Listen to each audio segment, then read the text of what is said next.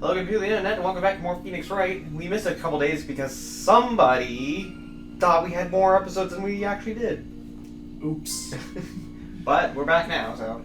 Anyway, did I read this line, or... I honestly don't remember. Alright, anyway.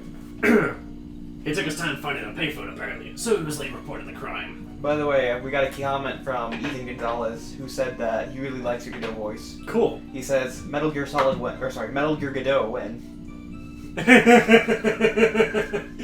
Honestly, I feel like Godot would, like, suit as, like... Yeah, that's what I said. I left a reply saying he would be perfect for it, because his visor could be, like, you know, could show, like, the footprints or whatever, or maybe show, like, the infrared lasers, you know.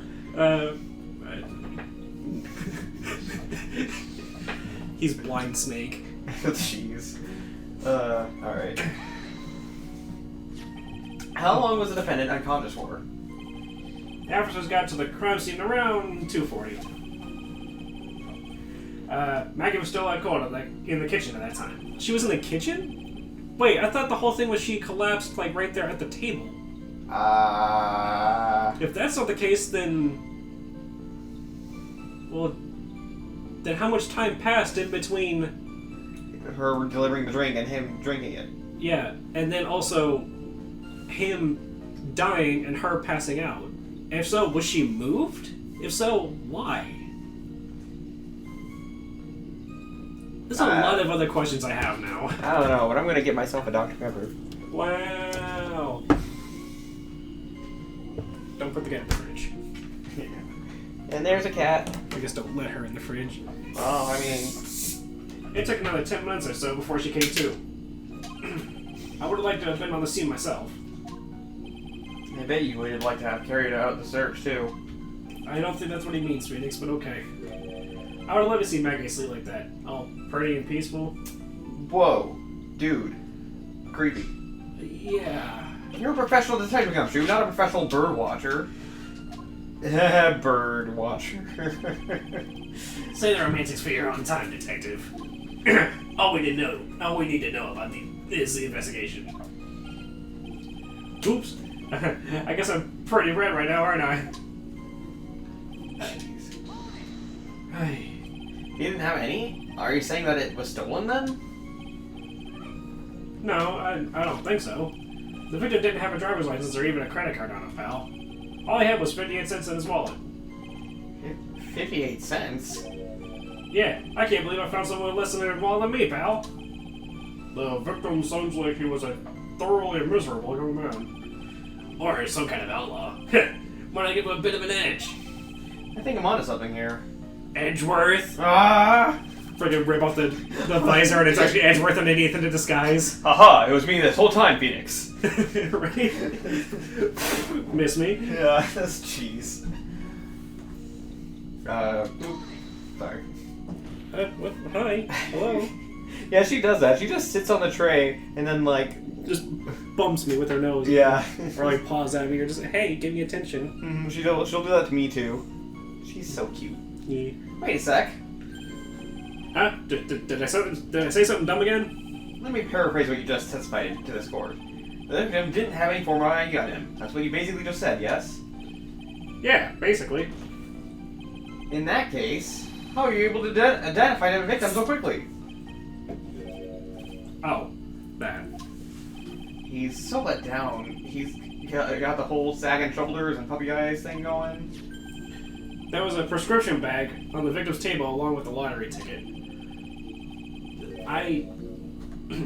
It seems Mr. Glenn Eld visited his doctor before he went to Tribulations. How did he get his prescription without identification? Well, I guess you don't have to have it. Yeah, you do, because you have to prove that it's you picking up your medication.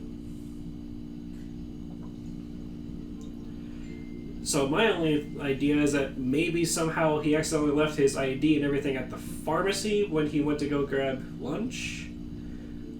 Did I have to show my ID when I went to CVS for my back thing? Unless you've got like a doctor's note or something, but even then, you still gotta prove that it's you that got the doctor's note. Like, Because I'm actually not remembering having to show my ID. Maybe I did, but I don't remember.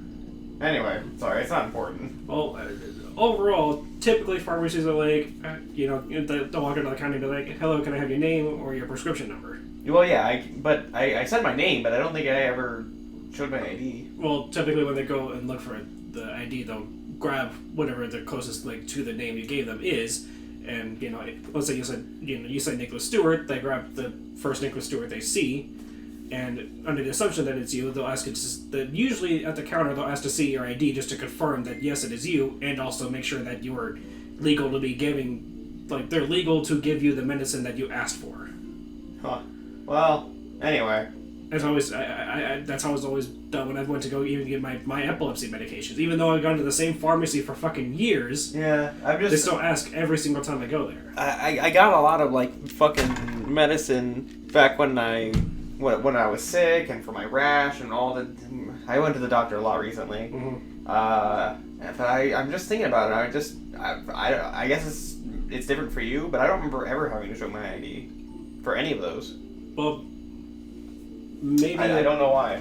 I feel like maybe I should, but I just... You should have had to, because unless it's some sort of over-the-counter thing where, it's not something it's not a specific prescription for you, then that's the only reason why I can think of, like if you're going out, you're just buying, a thing of Tylenol or whatever. No, I literally had, a doctor's note. It's he recommended this prescription. I went to the pharmacy area, I don't ever remember having to show my ID. Maybe your particular doctor's note had some sort of identification available. Like maybe the doctor said, I Dr. blah blah blah, say that my patient Nicholas Stewart, is legal to purchase this medication from this pharmacy or whatever. Which they still, just as a cross-reference thing, should have asked for your ID just to double-check and make sure you are Nicholas Stewart. But it is what it is. Yeah. Anyway. That's my understanding of everything anyway. Well, anyway. Did you already read that? Yeah. Okay. We got the victim's name from the medical records so the doctor prescribed the meds. That's a reliable enough source for the court. What should I do? Should I leave this alone or ask to hear more? I would ask about his prescription bag, because I don't remember seeing anything like that on the table in any of the other scenes. Also, if he's got a prescription bag, well then... Shit, that implies that there's some sort of, medical thing wrong with him. Yeah, also I don't even know what asking about his health insurance would help us with our case at all. I don't either. That just seems to be, digging up his, personal life. Right, which, Yeah. So what sort of medicine was in the bag? Well, actually, the bag we found was empty. Huh? Yeah, completely empty. Oh my god, what if it turns out that he was, taking, a potassium supplement or something, and they fucking, overdosed him with his own medicine. And that's what the poison was. That would be fucked up. Yeah, it was completely empty? Ha! You're entering an empty paper bag as evidence? Desperate, are you, Trey? You saw me do that? Do you have access to my hub or something? I literally just watched you put the bag into evidence. Okay, sure. The judge was like, yeah, that's enough for evidence in the court. Well, then why? Handed it to him. Well, okay, so why are you specifically calling me out then? Because I think it's really stupid that it's a fucking empty paper bag. Yeah, Prescription well, okay. bag or not. Well, then talk to the judge. Talk to Gumshoe. I'm not the one who put it into evidence. This is evidence for your sake, not mine. Okay, well, I still don't know why you're calling me out. Friendly banter, goddamn. Fuck you! Fuck you! That's all court is anymore. Murder in my murder courtroom! Fuck you! Fuck you! Fuck you! Fuck you! Fuck you! Fuck you! That's all it is for an hour and a half. And the person on trial is like, they're actually gonna make any... And they both turn to the defendant shut up! Or, objection! I mean, it's cool and all, I just, I would like to be actually defended, though. I'm innocent, and all you guys are doing is just saying fuck you, like, fuck you. It's not exactly really going anywhere. Did you already read that? Now, what happened with the investigation after that, Detective?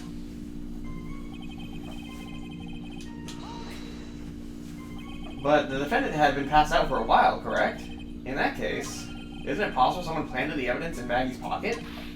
Hey, yeah, you nailed it, pal. It happens to me all the time. We had an apartment party the other day, and when I got home, I was wearing the boss's shoes. Keep on this crazy testimony, Detective, and those shoes will end up down your throat. Whoa. Sorry. So, Trite, someone planted the evidence in Maggie's pocket? That's a pretty bold statement. Care to back it up with some evidence? Well, I'd love to if I had any. It appears you have no evidence to support your theory, Mr. Wright. Continue with your testimony, witness. Hey man, I was just throwing it out as a possibility, you know? Like... Yeah, but it's a ridiculous claim. You have no evidence to back it up, therefore we must dismiss it. What do you mean it's a ridiculous claim? She was... Literally, people can testify that she was passed out unconscious. Like, if she was the one who killed the person, why would she pass out, and why would she purposely leave evidence on herself? I mean, come on. Well, the evidence was already in her pocket when she passed out. But why would she pass out? Because she committed some sort of violent act. It was like, oh, the regret. I don't think that's how that works. Oh, the guilt. I don't know. I don't think that's how that Why works. did you ask her yourself? Because she's not testifying right now. Jeez. Yeah, but there is a reason why she was arrested and why she's sitting in a detention center, right? Yeah, because you apparently found evidence on her. But, like I said... Yeah, the bottle of poison. Yeah. Put the into the cup that he drank from. Here's the thing. What kind of fucking criminal mastermind would purposely poison someone and then pass out with evidence in their pocket? You know, like even if you are so stricken with guilt, you'd think you would at least have the state of mind to like get rid of the evidence before you, I don't know, decide to feel guilty and then pass out from it or whatever your claim is. First of all, no one ever said she was some sort of criminal mastermind. Second of all, emotions run really high in Miss Bird, as you can tell. Well, from my perspective, it seems like she passed out from shock. But why would she be shocked if she was the one who poisoned him? Well, I suppose that's the question now, isn't it? Yes, and I am determined to find out the answer. Okay. So, the $500,000 lottery ticket and the bottle for poison were accounted for. Interesting. You didn't say anything, but I'll take that as a yes. It's true that the two items are accounted for. But wasn't there another lottery ticket that was sold that day? Oh yeah, the one the restaurant owner took. He won a whole $1 with it. What a lucky guy, huh? And they're just going to let him get away with it. It was just $1, Detective. I guess no one cares when it's that little, except for Gumshoe. If I don't find a hole in his testimony, they're just going to hand down his verdict. Gumshoe isn't giving us anything to work with. And we can't find any contradictions if he doesn't give us something. Yeah, that's true. But Maggie and Gumshoe were like Dumb and Dumber. Wow. Our only hope is that they were so dumb they missed something obvious. Come on, Gumshoe, be the dumbest you've ever been. Jeez. Okay, well, it's been like a week since we last recorded, so we gotta like refresh our memory from all this evidence. Alright. So... Crime that committed was Glenn Elg was sitting at Trade End, he ordered a cup of coffee, and Maggie claims that our imposter, Zin Eop or whatever, was there with him. Yes. Nobody else claims to have seen him, though, either through intimidation or the fact that he just poof and disappeared. Somehow. Which we actually saw him do, like, right outside behind the restaurant. We turned around to talk to Maya, and then suddenly he was gone. I thought he drove off on his motorcycle. Did he? It made it seem like he just kind of disappeared. Maybe that's just my interpretation, but... Anyway. We gotta find a contradiction in Gumshoe's testimony somewhere. Well, what is it exactly we're looking to, like... Well, we just gotta find any kind of contradiction at all. Had passed out... Didn't have any identification on him, which is true because of the prescription bag thing. Gangsters, poison. Nothing else missing from the crime scene. Nothing else missing from the crime. That's not true because there was the bottle and the lottery ticket, plus also the other lottery ticket that were missing. They already touched on that. Wait a second. Why would the prescription bag be empty? Yeah, I don't know, and that's okay. I'm gonna save before I do this. Actually, Like if he just stopped by the pharmacy. oh whoops. Yeah. Detective Gumshoe, I think I should point out something. I should point something out to you. There's just one small contradiction in your testimony. Oh, finally! I'm getting all anxious just waiting. So hurry up, will you? You testified that nothing else was missing from the crime scene. However, the prescription bag you mentioned was empty. Did the officers recover the medicine from the scene of the crime later?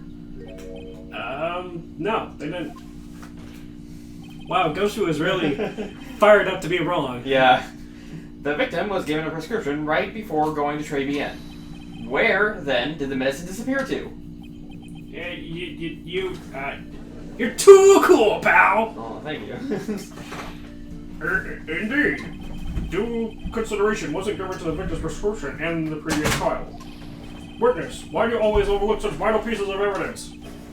I guess that's the most careless thing I've done so far, huh? Yeah. The victim was killed by poison, and the victim's medicine mysteriously disappeared. The victim's own prescription could have been the lethal poison itself. That's exactly what I was suggesting. Yeah. Order! Order! Well, Mr. Godot, what do you have to say to that? Ha! That's all. What? Read for the court the name of the clinic on the prescription bag, if you will. Oh no, is it the Hottie Clinic again? Oh god. Oh no! What's the clinic's name got to do with anything? New Ear or Otolaryngology clinic. Oh, Otolaryngology.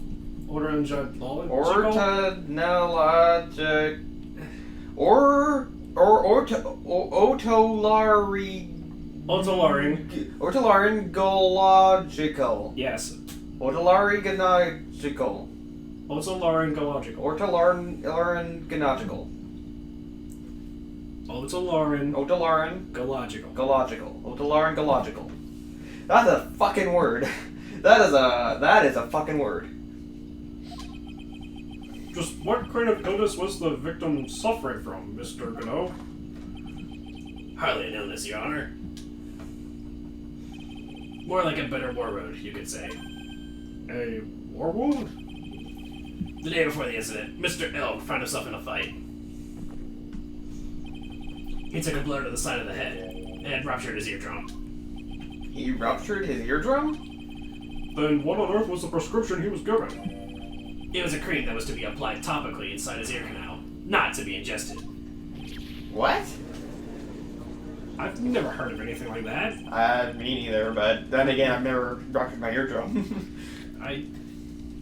It's mentioned in the autopsy report, if you read the fine print. They found traces of the medication in the victim's left ear. Yes, here it is, in very, very fine print. It seems Mr. L correctly applied some of his medication while he was at Tribulations. Therefore, it would be absurd to believe that he would have eaten his medication. It seems that this medication is irrelevant to the case after all. No. Nick! If you don't think of something quick, it'll all be over. She's right. But I can't get away with any old weak objection. What should I do? Can you save? I can't. I say push it, because there's gotta be something more about this, like... Only moments ago, Mr. Godot made the following statement. It seems Mr. L correctly applied some of his medication while he was at Tribulations. If that's the case, why was the medication not found at the scene of the crime? But the medication in question was for topical use inside the ear canal. I just realized that Eagle is cleaning herself right next to the microphone. And I'm wondering if the microphone's picking up all of her slurps. I'm gonna hope not. Because even I, from where I am, can hear the slight you know? Oh,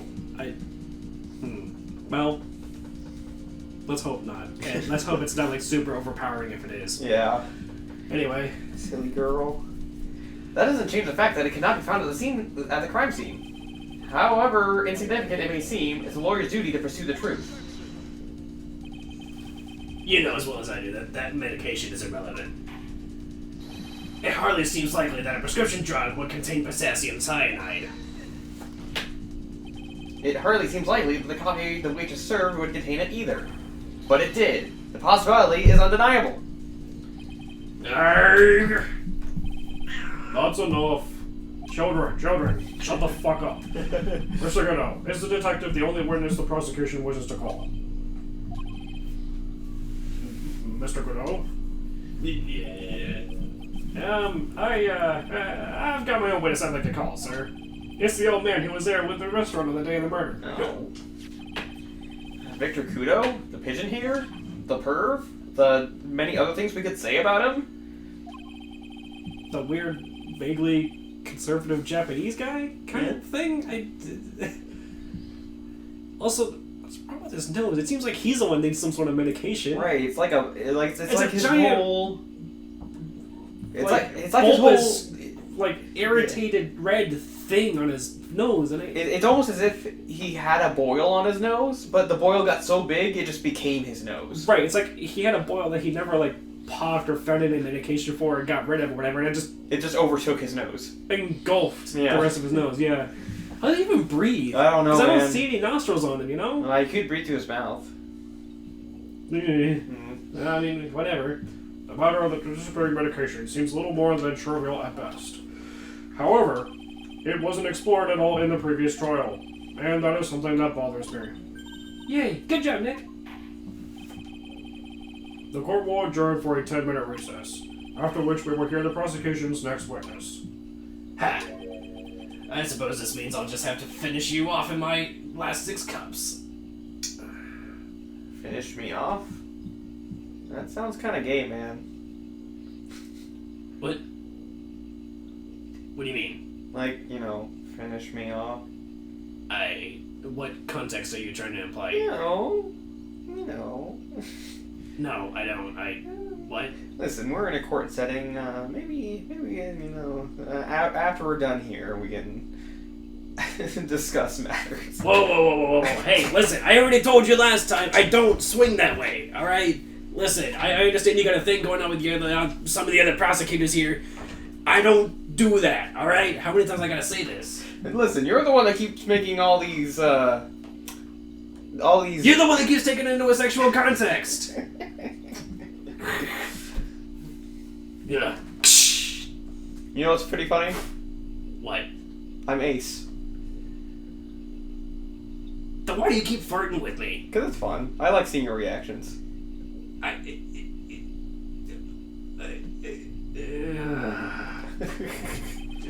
Puts the coffee away, pulls out a giant bottle of Jack Daniels, pours it into the coffee. Jeez. Court is adjourned for recess.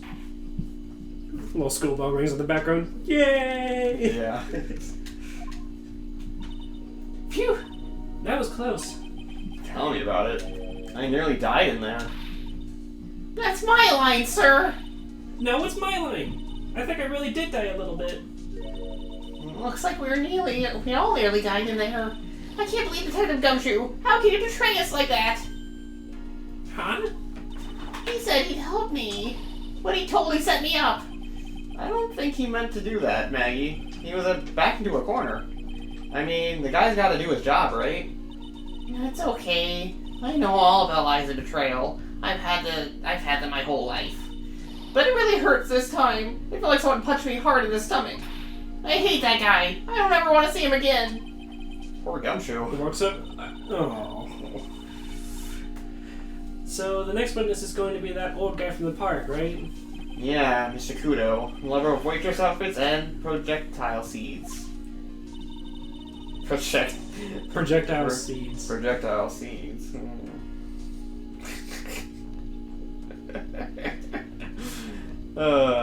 Have you no shame? I really don't. If I'm honest. Let's take it a minute. I bet he's gotta be really stubborn. I mean, he's pretty set in his ways, you know? Yeah, he's a big old grouch. You gonna be able to handle him, Nick? Yeah, I can take whatever he can throw. I can take whatever he throws at me. Even those never-ending bird seeds. I don't know. I'm just being weird at this point. These aren't even jokes. I'm just Talking shit. Yeah. It's not even funny. No, you're just talking shit trying to get a reaction out of me, and at this point I'm just done with your shit, so why are you still going? I don't know. I really don't. Well, let's continue. Finish him! Oh my god. Well, we're now reconvened for the trial of Maggie Bird. Mr. Godot, your next witness, please. The prosecution calls it Lucky Old-Timer, who caught the show over a cup of coffee. Will the witness please take the stand? Oh, he's got the fucking things with him, too. I think Name and occupation, if you don't mind. I think it's like the first time we've actually seen them. He's seen him carrying them. What? No, he's always had him on him. Has he? Yeah, because he fucking... Whenever he gets angry at Phoenix, he fucking starts, like, throwing him at him. Well, yeah, I remember that, but I don't remember... Maybe I just wasn't paying enough attention. Clearly. Shit. What was it fucking... It was... was it... what was the... Just look at the voice for him real quick. Shut up. I know. I'm pausing. Okay, we're back. Alright. The name is Victor Kudo, born and bred in the land of the rising sun. Honor and duty are what make me me. Mind you, I can be quite emotional at times too. You don't need to hear that, Mr. Kudo. Just tell the court your occupation. My occupation? God! Listen, youngin. How much call do you think there is for a kimono embroidery here? I just realized that your voice for Kudo and your voice for Godot are pretty much the same. One slightly higher pitch than the other. Yeah. It's fine. Oops. Kimono embroidery? That's what I do, or did, back in Japan. I embroidered family crests on kimonos. My ancestors were embroidering kimonos before this country even existed. Wow, a real craftsman. They're a dying breed. Hey, maybe he can embroider my costume sometime. Anyway, like I said, there's not much demand for that kind of thing here. So I had to take a job working with a cash register at a burger joint, pretending to smile. That burger joint would have been better off putting him in the kitchen. Now then, witness, were you in the restaurant at the time of the incident? Oh, yes, I was eating some seeds over a cup of Giammaccino. Seeds? What do you think these are? Huh? I see. So, you saw everything that happened, Gramps? Did I? Oh, yes. Oh, yes, I did. I saw it all. Then, please, tell the court. We're all ears. And you're on those. Sure. I'll tell you every last detail. He's really getting into this.